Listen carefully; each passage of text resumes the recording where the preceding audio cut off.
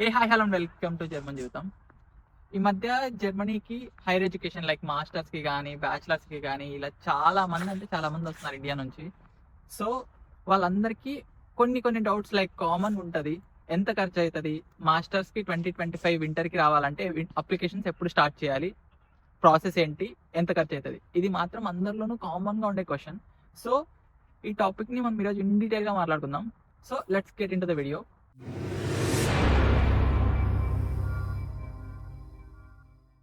మనం ఈ వీడియోలో మెయిన్‌గా 3 థింగ్స్ గురించి మాట్లాడుకుందాం.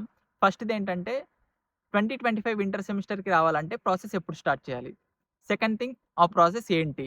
లైక్ స్టార్టింగ్ ఏపీఎస్ దగ్గర నుంచి లాస్ట్ వీసా ప్రాసెస్ వరకు ప్రాసెస్ ఏంటి? థర్డ్ థింగ్, ఈ ప్రాసెస్ మొత్తానికి ఎంత ఖర్చయితది? ఈ వీడియోలో ఈ 3 గురించి మాట్లాడుకుందాం. ఫస్ట్‌ది, సో మనం 2025 వింటర్ సెమిస్టర్స్ కావాలంటే అది మాస్టర్స్‌కి కావచ్చు, లేదా మాస్టర్స్‌లో మీరు వేరే వేరే కంప్యూటర్స్ కావచ్చు, ఎలక్ట్రానికల్స్ కావచ్చు, లేదంటే ఎంబీఏ కావచ్చు, ఏదైనా కావచ్చు. ఎప్పుడు ప్రాసెస్ స్టార్ట్ చేయాలి? ఆల్రెడీ మీలో కొంతమంది అప్పుడే ఏపీఎస్‌సిస్‌కి అప్లై చేసేసి లాంగ్వేజ్ ఆల్మోస్ట్ కొందరు ఐఎల్టీఎస్, టోఫెల్ కూడా రాసేసుంటారు. సో వాళ్ళైతే మాత్రం ఎర్లీగా ప్రాసెస్ చేసినట్టు. చాలా వరకు కాలేజెస్ అనేటివి జాన్‌లో ఓపెన్ అయితాయి కాబట్టి ఇప్పటిలోపే ఏపీఎస్ అప్లై చేసుకోవడం కరెక్ట్ థింగ్. బట్ ఇప్పటికి కూడా లేట్ అయితే కాలేదు. సో ఎవరైనా ఇంకా కొంచెం ఏదన్నా డైలమాలో ఉండి ఇప్పుడు అప్లై చేయాలా, ఇంకొద్ది రోజుల తర్వాత అప్లై చేసినా ప్రాబ్లమ్ లేదా అనుకునేటోళ్ళకైతే మాత్రం ఇప్పుడే అప్లై చేయండి. మీరు ఐఎల్టీఎస్ లాంగ్వేజ్ టెస్ట్ రాసినా రాకపోయినా అప్లై చేసేయండి. ఎందుకంటే మీరు లాంగ్వేజ్ టెస్ట్‌తో ఏపీఎస్ అప్లై చేసినా, లేదంటే లాంగ్వేజ్ స్కోర్ లేకుండా ఏపీఎస్ అప్లై చేసినా పెద్ద డిఫరెన్స్ అయితే ఏముండదు. సో మీరు లాంగ్వేజ్ స్కోర్ ఉంటే అప్లై చేస్తే మీకు ఏపీఎస్ మీద లాంగ్వేజ్ స్కోర్ ఉంటది. లేదనుకుంటే ఉండదు. లేకుంటే మీరు వీసా టైమ్‌లో మీ లాంగ్వేజ్ స్కోర్ అనేది చూపియాలుంటది. అంతకు మించి ఇంకేం డిఫరెన్స్ అయితే ఉండదు. సో ఇప్పటికి కూడా లేట్ అయితే కాలేదు. తొందరగా అయితే ప్రాసెస్ అయితే స్టార్ట్ చేసుకోండి. And then next thing, process ఏంటి? So first of all starting నుంచి ఎండింగ్ వరకు మాట్లాడుకుంటే ఫస్ట్ ఏపీఎస్ ఇనీషియల్ స్టెప్. మీరు జర్మనీలో ఎడ్యుకేషన్ అనుకుంటానే మీరు ఏపీఎస్ అయితే అప్లై చేయాల్సిందే. ఇది ఫస్ట్ థింగ్. ఇంకా కొంతమందికి డౌట్స్ ఉన్నట్టున్నాయి. నన్ను కూడా కొంతమంది అడుగుతున్నారు కామెంట్స్‌లో గానీ, ఎక్కడైనా గానీ. సో అన్న, ఏపీఎస్ లేకుండా ఏవైనా కాలేజెస్‌కి అప్లై చేయొచ్చా అని. అదైతే మాత్రం అస్సలు కుదరదు. ప్రతి కాలేజ్‌కి ఏపీఎస్ అయితే కావాలి. అది మీరు ఏ డొమైన్‌లో అప్లై చేసుకున్నా, సీఎస్ఈ గానీ, ఈసీఈ గానీ, ఎంబీఏ గానీ, ఏ దాంట్లో చూసుకున్నా కూడా ఏపీఎస్ అయితే మ్యాండేటరీ అనమాట. సో తొందరగా అప్లై చేసుకోండి. వన్స్ మీరు ఏపీఎస్ అప్లై చేశాక, ఇఫ్ ఇన్ కేస్ మీరు ఇంకా లాంగ్వేజ్ టెస్ట్ రాయకనుంటే, సో ఈ ఏపీఎస్ వచ్చేకి 1 మంత్, 2 మంత్స్ టైం పడతది కదా! ఆ గ్యాప్‌లో మీరనేది లాంగ్వేజ్ అయితే ప్రిపేర్ కాండి. అది ఐఎల్టీఎస్ కావచ్చు, టోఫెల్ కావచ్చు. నా సజెషన్ ఏంటంటే ఇప్పటికి కూడా ఐఎల్టీఎస్, టోఫెల్ హోమ్ బేస్డ్ అయితే యాక్సెప్ట్ చేస్తున్నాయి యూనివర్సిటీస్. బట్ వీసా దగ్గర కొంచెం ప్రాబ్లమ్ అయితుందంట.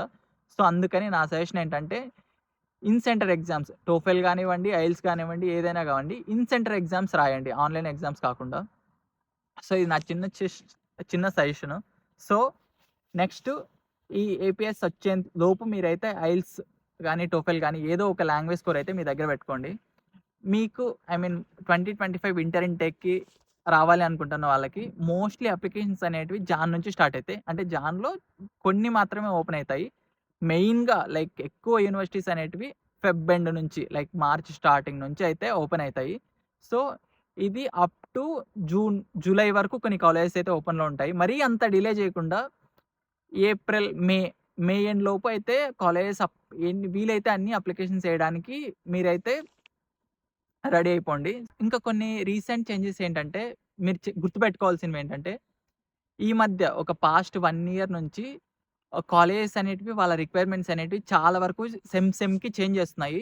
సో, ఇంకొకటేంటంటే కొన్ని కొన్ని స్టేట్స్‌లో కొన్ని కొన్ని పబ్లిక్ కాలేజెస్‌కి ఫీస్ కూడా పెడుతున్నాయి.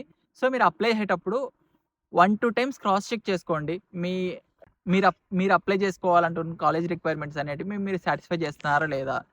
లేదనుకుంటే ఏమైనా ఇంకా జీఆర్ఈ గాని, కొన్ని కొన్ని ఈ మధ్య ఇంకోటేంటంటే కొన్ని కొన్ని కాలేజెస్ జీఆర్ఈ కూడా మ్యాండేటరీ పెడుతున్నాయి. సో, ఇవన్నీ రిక్వైర్మెంట్స్ అన్నీ మీరు సాటిస్ఫై అవుతున్నారా లేదా అని క్రాస్ చెక్ అయితే చేసుకోండి. ఊరికే అప్లై చేసేసి రిజెక్షన్స్ అయితే ఎందుకు అని చెప్తున్నాను. ఇంకొంతమంది ఏంటంటే మేము బీటెక్ బ్యాచిలర్స్ కానీ, మేము బ్యాచిలర్స్ డిగ్రీ మాది వేరే డిఫరెంట్ సెక్టార్‌లో ఉంది. మేము మాస్టర్స్ అనేటివి వేరే దాంట్లో చేద్దాం అనుకుంటున్నాం. ఇది పాసిబుల్ అయితదా? కాదా? అని చెప్పి చాలామంది అడుగుతున్నారు. అదేంటంటే మీకు ఎక్స్‌పీరియన్స్ ఉంటే కన్సిడర్ చేస్తారు మీ అప్లికేషన్‌ని. ఎక్స్‌పీరియన్స్ లేకుంటే మాత్రం చాలా వరకు ఛాన్సెస్ అయితే తక్కువుంటాయి. సో ఇది కూడా మైండ్‌లో పెట్టుకోండి. And then next thing once మీకు ఇంకా కాలేజెస్ అన్నీ అప్లై చేసేసాక మీరు చేయాల్సిన ఇంపార్టెంట్ థింగ్ ఏంటంటే లాంగ్వేజ్ నేర్చుకోవడం. అదే అండి జర్మన్ లాంగ్వేజ్ నేర్చుకోవడం. మీకు కాలేజెస్ అన్నీ అప్లై చేశాక దాని రిజల్ట్స్ రావడానికి మినిమమ్ అనుకున్న 1-1.5 మంత్, 2 మంత్స్ అయితే పడతాయి. ఇంకా కొన్ని కాలేజెస్ అయితే 2 మంత్స్ పైన కూడా తీసుకుంటాయి టైము. సో, ఈ టైం అనేది మీరు వేస్ట్ చేయకుండా ఏదో ఒక ఇన్‌స్టిట్యూషన్‌కెళ్ళో లేదనుకుంటే ఆన్‌లైన్ ప్లాట్‌ఫార్మ్స్ చాలా అంటే చాలా ఉంటాయి. వాటిని యూజ్ చేసుకొని లాంగ్వేజ్ అయితే నేర్చుకోండి. అట్‌లీస్ట్ ఏ2 వరకైనా నేర్చుకోండి. మీరు సర్టిఫికేషన్ రాసారా లేదా అనేది పక్కన పెడితే ఏ2 వరకు మీకు కాన్ఫిడెన్స్‌గా ఉందా? ఐ మీన్ కాన్ఫిడెంట్‌గా ఉండేలాగా నేర్చుకోండి. అదైతే చాలా అంటే చాలా బెస్ట్. మీరిక్కడికొచ్చిన తర్వాత మీరు సర్వైవ్ అవ్వడానికైనా, లేదనుకుంటే పార్ట్ టైమ్ జాబ్స్ చేయడానికైనా లాంగ్వేజ్ అనేది చాలా అంటే చాలా ఇంపార్టెంట్ కాబట్టి నేర్చుకొనైతే రాండి. ఇది నా నుంచి వచ్చే బెస్ట్ సజెషను. సో, నేర్చుకొనొస్తే మీకిక్కడ లైఫ్ అనేది చాలా అంటే చాలా బాగా లీడ్ చేయొచ్చు. ఇది మాత్రం స్ట్రెస్ చేసి మరీ చెప్తున్నాను గుర్తుపెట్టుకోండి. అండ్ దెన్ నెక్స్ట్ వన్స్ మీకు ఏదైనా అడ్మిట్ వచ్చిన తర్వాత ఏ కాలేజ్‌లో ఐ మీన్ మీకు చాలా కాలేజెస్ అప్లై చేసుంటారు కదా! అడ్మిషన్ వచ్చిన తర్వాత మీరు చేయాల్సిన నెక్స్ట్ థింగ్ వీసా స్లాట్ అయితే బుక్ చేసుకోవడం. మీ ఏపీఎస్ నంబర్ యూజ్ చేసి వీసా స్లాట్ అయితే బుక్ చేసుకోవచ్చు. సో, వీసా స్లాట్ బుక్ చేసుకున్న తర్వాత మీరు చేయాల్సిన నెక్స్ట్ థింగ్ బ్లాక్డ్ అమౌంట్. ఇక్కడికి రావడానికి కొంచెం బ్లాక్డ్ అమౌంట్ అయితే నెసెసరీ కదా! సో, ఆ బ్లాక్డ్ అమౌంట్ అయితే మీరు ఏదో ఒక ఎక్స్‌పాట్రీ గాని, కొరాకిల్ గాని ఏదో ఒక అకౌంట్ ఓపెన్ చేసి బ్లాక్డ్ అమౌంట్ అయితే లోడ్ చేసుకోవాలి. వన్స్ లోడ్ చేసుకున్న తర్వాత మీకు వీసా చెక్ లిస్ట్ అని ఉంటది. జర్మన్ వీసా మెయిన్ వెబ్‌సైట్‌లో. సో, అఫీషియల్ వెబ్‌సైట్‌లోకెళ్ళి వీసా చెక్ లిస్ట్ ఉంటది. ఆ వీసా చెక్ లిస్ట్‌లో ఉన్న డాక్యుమెంట్స్ అన్నీ క్రాస్ చెక్ చేసుకోండి. ఓకే. మన దగ్గర ఉన్నాయా? లేవా? అని చెప్పి క్రాస్ చెక్ చేసుకొని మీరు వీసా అపాయింట్‌మెంట్ డేట్ అప్పుడు ఆ డాక్యుమెంట్స్ అన్నీ సబ్మిట్ చేయడమే. ఇంకా కొంతమందికి డౌట్ ఉంది. వీసా ప్రాసెస్ అంటే ఇంటర్వ్యూ ఉంటదా? అది ఇది అని చెప్పి. జర్మనీకి ఇంటర్వ్యూ అంటూ ఏముండదు. జస్ట్ డాక్యుమెంట్ సబ్మిషనే. మన దగ్గర ఉన్న డాక్యుమెంట్స్ అన్నీ తీసుకుపోయి అక్కడ పోయి సబ్మిట్ చేసేయడమే. దానికి ఒక 1-1.5 మంత్ ప్రాసెస్ అయితే టైం తీసుకుంటది. వన్స్ మీ వీసా అనేది అప్రూవ్ అయిన తర్వాత సో, మీరు వీసా స్టాంపింగ్‌కైతే ఎళ్ళాల్సుంటది. వన్స్ వీసా స్టాంపింగ్ అయిపోతేనే ఇంకా ఏముండదు. ఇంక నెక్స్ట్ డే ఫ్లైట్ ఎక్కి వచ్చేయడమే. ఇంకా నెక్స్ట్ థర్డ్ థింగ్ ఇది చాలా క్రూషియల్ థింగ్. మాస్టర్స్ ప్రాసెస్‌కి ఎంత ఖర్చయితది? సో, ఇక్కడ స్టెప్ బై స్టెప్ చూద్దాం. ఈ ఒక్కొక్క స్టెప్‌లో మనకి ఎంత ఖర్చయితది, ఏంటి అని చెప్పి ఇన్ డీటెయిల్‌గా చూద్దాం. ఫస్టు మీరు ఈ ప్రాసెస్‌లో ఫస్ట్ వచ్చేది ఏపీఎస్ కదా! సో, ఏపీఎస్‌కి 18,000 అయితే ఖర్చయితది. మీరు ఫీ మాత్రం చెప్తున్నాను. సో, ఇంకా నెక్స్ట్ లాంగ్వేజు. మీరు ఐఎల్టీఎస్ తీసుకున్నా, లేదంటే టోఫెల్ తీసుకున్నా, ఏది తీసుకున్నా గూడా minimum I mean on an యావరేజ్‌గా ప్రతిదీ 17,000 అయితే చార్జ్ చేస్తున్నాయి. సో, మీరు ఇఫ్ ఇన్ కేస్ అంటే అందరూ ఫస్ట్ అటెంప్ట్‌లోనే క్లియర్ చేయాలని నేనైతే కోరుకుంటాను. బట్ ఎవరైనా గానీ క్లియర్ చేయలేకపోతే సెకండ్ అటెంప్ట్‌కొస్తది కదా! సో, అందుకని చెప్పి లైక్ సేఫ్ సైడ్ 2 అటెంప్ట్స్ చేస్తున్నట్టు కాలిక్యులేట్ చేసుకుందాం. సో, 2 అటెంప్ట్స్‌కి ఒక నియర్లీ 35,000 దాకా అయితది. సో, ఏపీఎస్‌కి ఒక 18,000 దీనికొక లాంగ్వేజ్ టెస్ట్‌కి ఒక 35,000 యేసుకుంటే అండ్ దెన్ నెక్స్ట్ అప్లికేషన్స్‌కి అనేది ఇక్కడ 2 టైమ్స్ లైక్ 2 వేస్ ఉంటది. మీరు డైరెక్ట్ అప్లికేషన్స్ ఉంటాయి. ఇంకొన్ని యూని అసిస్ట్ ద్వారా అప్లై చేయాల్సుంటది. ఇంకొన్ని డైరెక్ట్ అప్లికేషన్సే బట్ దానిలకి యూని అసిస్ట్ నుంచి వీపీడీ కావాల్సుంటది. సో, ఇలా 3 డిఫరెంట్ టైప్ ఆఫ్ అప్లికేషన్స్ ఉంటాయి. సో, మీరు ఏసే నంబర్ ఆఫ్ అప్లికేషన్స్‌ని బట్టి మీ అమౌంట్ అనేది కూడా చేంజ్ అయితుంటది. సో, మీరు అప్లికేషన్స్ లైక్ బీపీడీ కోసమైనా, లేదంటే యూని అసిస్ట్‌లో అప్లై చేయడానికైనా, ఇంకొన్ని డైరెక్ట్ అప్లికేషన్స్‌కి కూడా ఫీ ఉంటది. సో, వాటి ఫీజెస్ అని, ఇంకొన్ని అప్లికేషన్స్‌కి మీరు డాక్యుమెంట్స్ ఇండియా నుంచి ఇక్కడికి పంపియాల్సుంటది. సో, వాటన్నిటి అమౌంటు ఒక యావరేజ్ చేసి రఫ్ ఫిగర్ చెప్పాలనుకుంటే ఒక 30,000 యేసుకుందాం.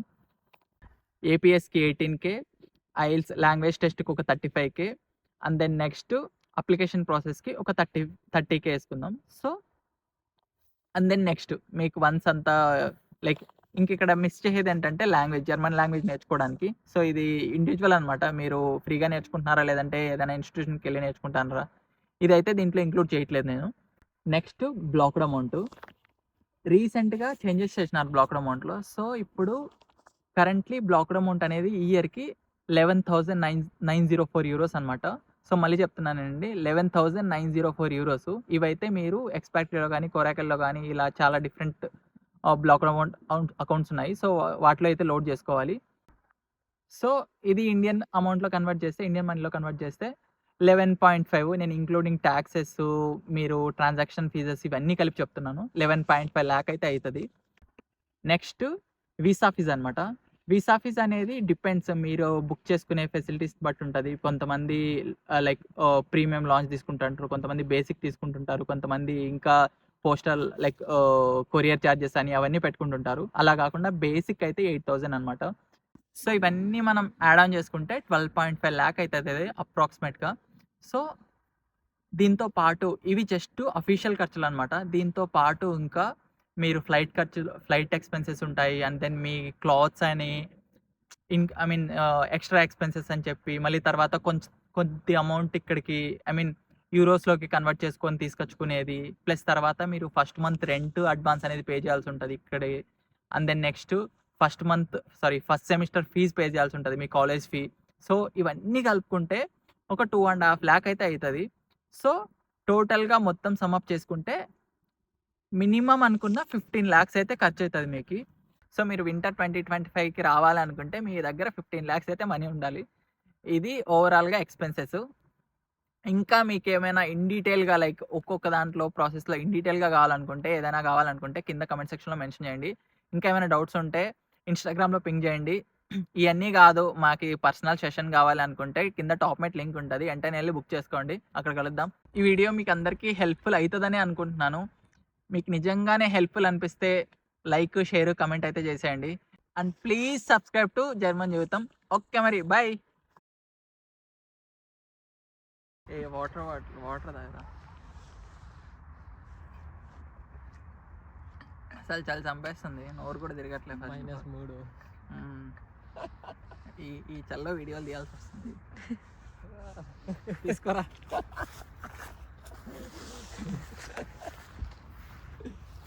అబ్బా! చేతులు కూడా నొప్పిస్తున్నాయి. ఓకే స్టార్ట్ చేసావా? Hi hello and welcome to German జీవితం.